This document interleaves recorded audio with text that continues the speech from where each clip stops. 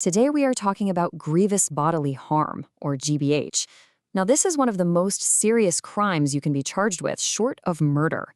But what's really fascinating, what we're going to get into, is that the law deciding a person's fate in these cases is actually a relic from the Victorian era. So let's just jump right to the core of it. Here's the big question. How can the exact same physical injury, literally the same wound, get one person 5 years in prison and another person a life sentence? The answer, and this is the whole key, isn't in the injury itself.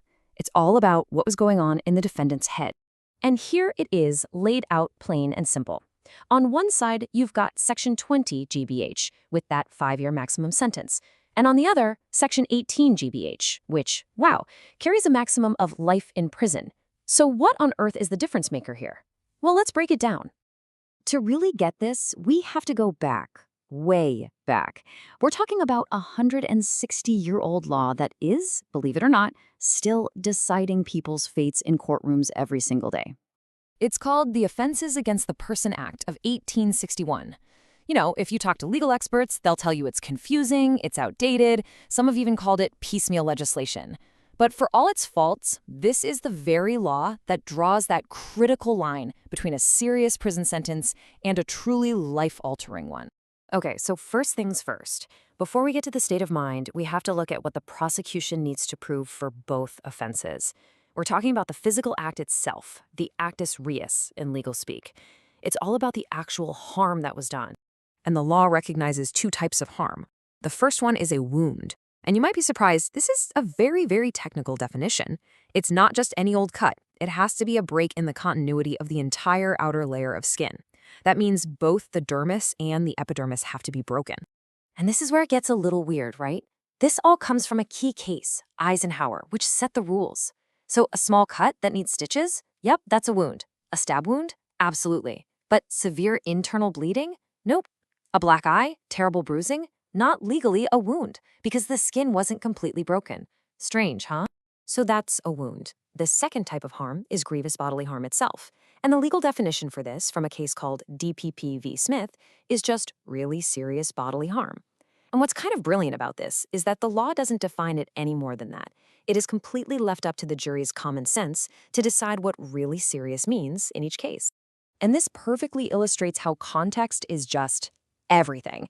In the case of R.V. Bolam, the court made it clear that who the victim is matters. A bunch of bruises on a healthy adult, probably not going to be considered GBH, but those exact same bruises on a small, frail child, that could absolutely be really serious harm.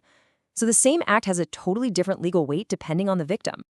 All right, so we've established the physical injury can be exactly the same for both crimes. Now we get to the absolute heart of it, the game changer. It's the mental element, the mens rea. This is all about what was going on in the defendant's mind, and it is the single thing that separates a 5-year sentence from a life sentence. For that lesser offense, Section 20, the key word you need to know is maliciously. Now, this word is super misleading. It doesn't mean you were being evil or had some grand, wicked plan. In the eyes of the law, it just means you either intended to cause some physical harm or you were reckless, meaning you saw a risk that some harm might happen, and you went ahead and did it anyway. And here's the real kicker for Section 20. You don't even have to have intended or foreseen serious harm. A landmark case confirmed this. Let's say you throw a punch and you only think you might cause a bruise, just some minor harm. But the person falls, hits their head, and suffers a really serious injury. Well, you can still be found guilty of GBH. It's what's known as a constructive crime. You end up on the hook for a much worse outcome than you ever imagined. But then we get to Section 18, the one with the life sentence, and the bar is set so much higher. Here, the prosecution has to prove specific intent. This is not about being reckless or careless. No, they have to prove that it was the defendant's direct aim, their purpose, to cause really serious harm. Nothing less will do. So this table just brings it all home. For Section 20, the word is maliciously. You only had to foresee some harm. Maximum sentence, 5 years. For Section 18, it's specific intent. You had to aim for serious harm. Maximum sentence, life. At the end of the day, the entire massive difference comes down to what was going on inside the defendant's head at that moment. So you're probably thinking, how can a law from 1861 possibly handle modern crimes? It seems impossible, right? Well, It turns out the courts have found ways to make it surprisingly flexible. Yeah, over the years, judges have really had to stretch the definition of bodily harm.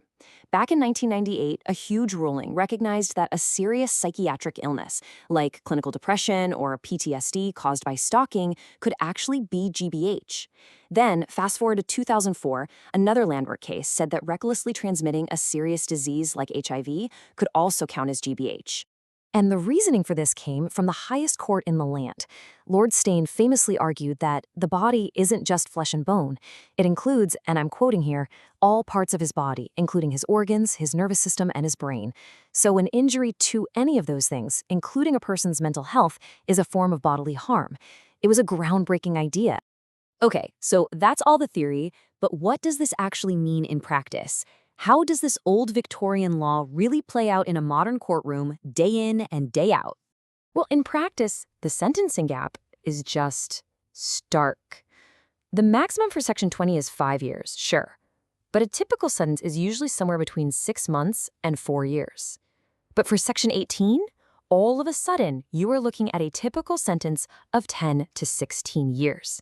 That is a massive, massive jump. And this huge difference has a major real-world impact on the justice system. I mean, think about it. If you're a defendant facing a potential life sentence under Section 18 and the prosecutor offers you a deal, plead guilty to the lesser Section 20 charge instead, you're very likely to take it.